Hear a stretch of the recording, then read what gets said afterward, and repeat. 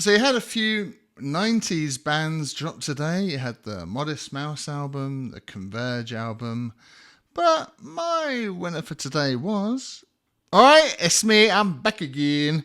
And it is an honour to say, would just like to draw your attention to the new album by Def Cab for Cutie called I Built You a Tower. Now, I've been listening to Def Cab actively since their appearance on the 2002 Michigan Fest DVD that I had. And of course, like most people during peak MySpace, postal service was the soundtrack to all of our lives. And I, of course, liked that Chris Waller produced the Tegan and Sarah albums, of course. Obviously, I know he's not in the band anymore. But so basically, what I'm trying to say is I've been listening to them on and off for 20 years. Believe me, I tried to find a new band today to challenge them, but there was nothing. And seeing as I loved the American football album last month, it seems very fitting that I also like another album by some early emo legends. What's on the menu today? What Warner charts? We've got 11 tracks for you running at 38 minutes, 38 seconds. Starting with track 1, Full of Stars. Right out the gate, starting the album different to all their others with just a close, gentle, intimate acoustic guitar with Ben singing that slowly builds into a subtle upstroke guitar. I'm not saying ska, that's not for me to say. There's a big piano and a thumping drum hit where Ben simply asks, all I need is for you to be kind, but it seems rarely worth your time. Ain't that the truth in 2026? Right, guys? Guys? And then we've got track 2, Punching the Flowers, the second single we got for the album. It comes crashing in after that low-key first track, and even though Distorted Def Cab isn't my favourite per se, there was something refreshing about this song that I think, depending on when it was written during the process of the album, definitely tries to encapsulate and showcase the style of this whole album. And I like the little fret slide connectors in the distorted part, and it's there to make the chorus shine, I think, with all its clean picking sliding that sticks in your head where Ben sings, it always seemed he was punching the flowers, all she heard was the sound of slamming doors. And then it goes into this random rockabilly solo. I'll tell you someone that's very underrated in music, and that's Jason McGurr. Love his drumming on this track. Now, granted, I do have some Tegan and Sarah bias in that, but I think so many other drummers would have played this track so much differently than he did, and that's where I see his uniqueness, and his beat is a large part of the song, front and centre. Up next is track 3, Pep Talk. Bit slower this one. I like the little falsettos Ben does on the chorus, and also the layers of harmonies he adds do help, and the guitar choices of picking versus downstrokes and that pushing forward drum beat, it makes it feel like the song's speeding up. And once they start strumming against all the endless picking, it's all culminating to say it's reminding me a little bit of 1979 by the Pumpkins, in a good way. I love the little loud, simple guitar moment, and then we get even more harmonies, and the song just grows and grows and layers on layers. It's like a pep talk. I'm very motivated by the end. Track 4 is the title track, I Built You a Tower, version A. The title track that has 2 versions on the album. This version is very clean, where the bass and the guitars are falling down the neck, and it all plods along delightfully thanks to some punchy hi-hats, and feels like all the notes are cascading all around you like leaves as you walk through a park, or as you're walking down a long path that lights up with every step you take. And each segment ends with this conclusion to start it all over again, and then we get a sort of grand, theatrical, old-timey bridge that flows nicely really back into the track. And in fact, this could have been a much longer track. It was all really lovely. Following that, we got track 5, Envy the Birds.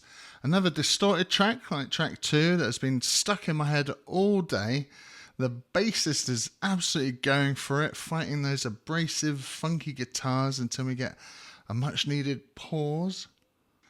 I love the key this one's in, especially the chorus. Envy the birds. Still walking through that park, aren't we? And then it switches halfway, like two songs glued together with a little guitar lick, and where most of the song's instruments disappear and we're left with just tom fills and some nice sliding guitar in the background as Ben sings, "Speak without words and no one gets hurt." This whole album's just anti-shouting and anti-arguments. Ben just wants you to chill the fuck out, okay? Track 6 is Stone Over Water, the last single we got for the album that's really grown on me with its pinback style start of just a beat and a bass, and it opens up for the chorus, and I like how the vocals bend. It's an emotional chorus where Ben admits, "I'm trying to hold it together. I keep telling my friends I'm alright." You and me both, mate. The guitar in the second verse, it's super, super twangy. It's like the strings banging against a bathtub. It's a very addictive sound, and I love those backing oohs at the end. It's a really sweet song. Following that, we got track 7, How Heavenly a State.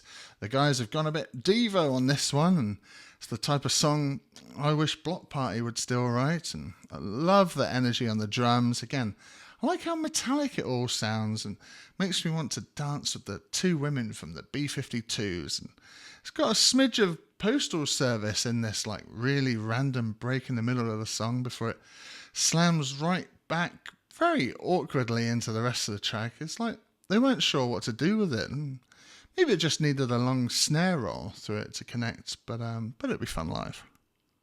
Up next is track 8, Trapdoor, one of my favourites from today, and what can I say? I'm a simple guy. I just love it when this guy sings along with synths. What can I say? Especially when Ben sounds so effectless and intimate, and it's a lovely melody that he's chosen to sing over it, and the little piano solo might be the highlight of the album for me, and drums keep it minimal so as not to distract, and it's just a perfect track, and I wish the album had more like it, honestly, and something about this album made me think of the Yeah Yeah Yeahs, but instead of the They Don't Love You Like I Love You, it's more like no one wants to shut the fuck up!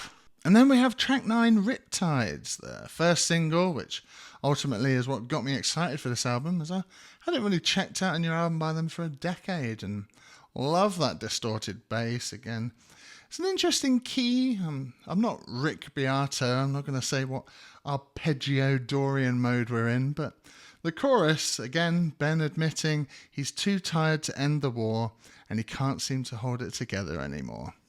We're losing him. Pump his chest.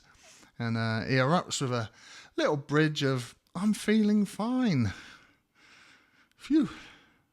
After that, we've got track 10, The Flavour of Metal. Starts with this little grooving bass jam while they wait for Ben to turn up, and the chorus has some real 2000s energy. It took me right back to my Winamp and ICQ days, and I love Ben's voice on the chorus so much. I can't explain it, but it reminds me of There's Nothing Left to Lose era Foo Fighters, and sorry I couldn't say more about it. I just kind of froze every time it was on thinking, this is beautiful, and it's another favourite from today, a stunning track. Last but not least, we've got track 11, the title track again, I Built You a Tower version B, the second version of the tower, and this time it's kind of fuzzy and angsty with some nice hi-hat snare work, but I don't know, I wouldn't have ended the album this way personally. I think I wanted it to be more prog or experimental. Like if you're going to end it with a track like this, turn that ending into a 6-minute jam that fades out. It's too neatly closed, but it did make me think of Placebo. And that's it. Kind of short, sweet, tidy, zero fat. I guess it's going to be an emo summer. If you love Def Cab or Postal Service, I'm pretty sure you'll get a lot out of this. And if this is your first Def Cab album, this is as good a place as any to start, and it showcases everything that we've had before from them for all this time. And that is why it is my album of the week. So yeah, absolutely no idea what's next as we get closer to my albums of the year so far list at the end of the month. But fingers crossed for some summer bangers. Please, I'm desperate.